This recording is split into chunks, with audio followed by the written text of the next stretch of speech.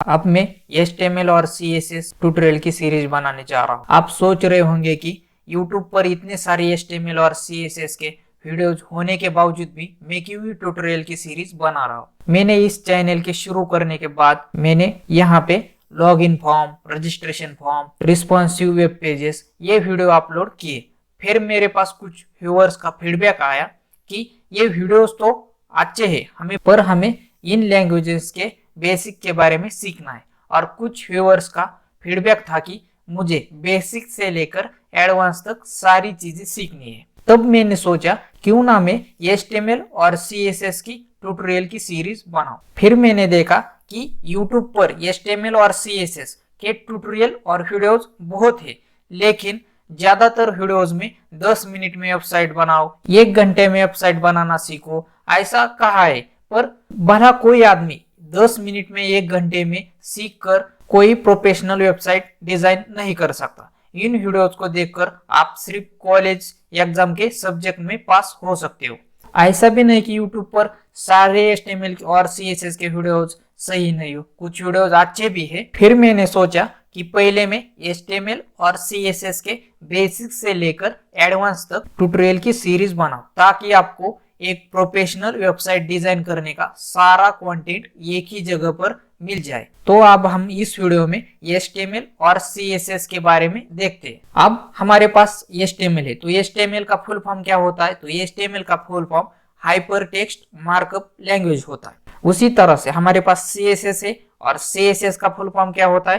तो CSS का full form हमारे पास कैस्केडिंग स्टाइल शीट होता है। ये दोनों फुल फॉर्म हमारे पास होते हैं। HTML और CSS दोनों की जरूरत क्यों होती है, इनमें क्या अंतर होता है, अब हम ये देखते हैं। किसी भी सर्च इंजन पे, चाहे आपका गूगल हो और भी कोई सर्च इंजन हो, आप किसी भी सर्च इंजन पे गूगल पे जाके सर्च कीजिए और आप किसी भी वेबसाइट को ओपन कीजिए और उस वेबसाइट का फ्यू पेज सोर्स कोड देके आपको वहां पे सिर्फ HTML और CSS ही नजर आएगा। उसके अलावा और भी लैंग्वेजेस होते, लेकिन बेसिक के लिए आपको HTML और CSS ही यूज करना पड़ता है वेबसाइट में। तो आपको इस वेब वर्ल्ड में वेबसाइट बनाने के लिए फ्रंट एंड में HTML और CSS का ही यूज करना पड़ता है। हमें इन्हें फ्रंट एंड लैंग्वेज कहते हैं। तो आप जब भी वेबसाइट बनाने के लिए लेते हो तो आपको पहले HTML और CSS में काम करना पड़ता है और उसके बाद और लैंग्वेजेस आती है। अब हमारे पास ये सवाल है कि HTML क्या करता है और CSS क्या करता है। HTML वेबसाइट का स्ट्रक्चर डिजाइन करता है, तो स्ट्रक्चर मतलब क्या,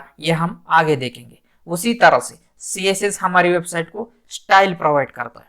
अब स्ट्रक्चर और स्टाइल ये सारी चीजें हम एग्जांपल के साथ देखेंगे। यहाँ पे हमारे पास HTML स्ट्रक्चर प्रोवाइड करता है, तो यहाँ पे मैं एक कंस्ट्रक्शन बिल्डिंग का एग्जांपल लेता हूँ। तो आप यहाँ पे देख सकते हैं HTML के नीचे मैंने एक यहाँ पे इमेज लिए और इस इमेज में आपको क्रेन्स नजर आ रही है, एक पूरी बिल्डिंग का कंस्ट्रक्शन का वर्क यहाँ पे नजर आ रहा है।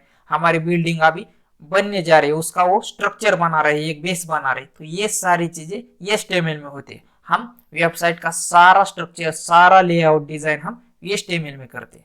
अब इसी सेम बिल्डिंग को हमें आगे जाके कहीं ग्लास लगानी हो, पूरे वॉल को पेंट करना हो, ये सारी चीजें हम CSS में करते हैं, उसे हम स्टाइल कहते हैं। तो आप यहाँ पे देख सकते हैं दूसरी इमेज में यहाँ पे पूरी बिल्डिंग का यहाँ पे काम हो चुका है, उन्होंने यहाँ पे ग्लास से पूरी बिल्डिंग को ढक दिया है। तो ये सारी चीज यहाँ पे जितना भी स्टाइल का काम था वो पूरी तरह से यहाँ पे कंप्लीट हो चुका है। तो ये अंतर होता है हमारी HTML और CSS में। HTML हमें एक स्ट्रक्चर प्रोवाइड करता है और CSS की मदद से हम उसे स्टाइल देते हैं। तो इसी तरह से हम वेबसाइट को भी करते हैं। वेबसाइट का लेआउट बनाते हैं हम HTML की मदद से, और उसे कलरिंग हो, आपकी इमेज के स्टाइल हो, आपकी बॉडी की स्टाइल हो, वहां पे कोई छोटे मोटे एनिमेशन हो, ये सारी चीजें हम CSS की मदद से लगाते हैं। ये हुई बात हमारी HTML और CSS की। अब हमारे पास और एक सवाल है कि हमें HTML और CSS सीखने के लिए हमें कौन से सॉफ्टवेयर, कौन से टूल्स की जरूरत होती है। तो यहाँ पे देखिए आप, यहाँ पे हमारे पास सबसे पहले वेब ब्राउजर की जरूरत होती है, और इसी तरह से हमारे पास टेक्स्ट एडिटर की जरूरत होती है। हमें HTML और CSS का कोड वहां पे लिखने के लिए एक टेक्स्ट एडिटर की जरूरत होती है। तो विंडोज में बाय डिफॉल्ट हमारे पास नोटपैड आता है, उसी तरह से लिनक्स में भी बाय डिफॉल्ट होता है, आपका मैक ऑपरेटिंग सिस्टम पर भी बाय डिफॉल्ट कोई ना कोई नोटपैड होता है, तो बाय डिफॉल्ट भी होता है। तो मैंने यहाँ पे एक्सटर्नली कौन से अच्छे ये दिए हुए। तो ये एक्सटर्नली हमारे पास सबलाइम टेक्स्ट एडिटर है, आपका नोटपैड प्लस प्लस है, ड्रीमवीवर है और विजुअल स्टूडियो है। आपको ये रिक्वायरमेंट के अनुसार आपको जो भी टेक्स्ट एडिटर अच्छा लगता हो और यूजर फ्रेंडली लगता हो उस हिसाब से आप कोई भी एक टेक्स्ट एडिटर वहां पे डाउनलोड और इंस्टॉल कर सकते हो। फिर हम अपनी जो फाइल है उसे हम .html से सेव करना पड़ता है। आप कहीं पे भी गूगल पे जाके कौन सी वेबसाइट खोले, आपको जो लास्ट में एक्सटेंशन नजर आएगा वो .html ही रहेगा। .html और .htm ये दोनों ही एक्सटेंशन चलते हैं। अब ये .html की फाइल हमें रन करने के लिए एक ब्राउजर की जरूरत होती है।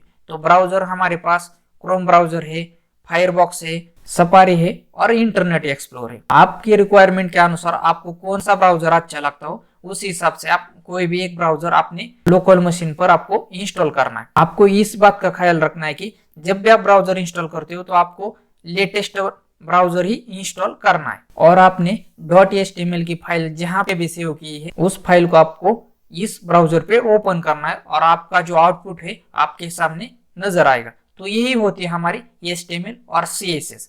अब हम आगे चलकर HTML के बारे में बेसिक से लेकर एडवांस लेवल तक ये सारी चीजें हम स्टेप बाय स्टेप देखेंगे। उसी तरह से हम CSS के बारे में भी बेसिक से लेकर एडवांस तक सारी चीजें हम स्टेप बाय स्टेप देखेंगे और फाइनली हम ये देखेंगे कि दोनों को मिला के हम अपनी वेबसाइट किस प्रकार बनाते हैं, वो भी एक प्रोफेशनल वेबसाइट। तो यही होता है हमारे पास HTML और CSS। इस चैनल को सब्सक्राइब करके बेल आइकॉन हिट नहीं किया तो वीडियोस आपको मिलेंगे नहीं और आपको बार बार ढूंढना पड़ेगा। ये ट्यूटोरियल की सीरीज आपको अच्छी लगी तो आप लाइक करें और शेयर उनको करें जिनको इस प्रकार के वीडियो से बेनिफिट हो सकता है। मेरे साथ जुड़े रहने के लिए आप सबका प्रेम पूर्वक बहुत बहुत धन्यवाद।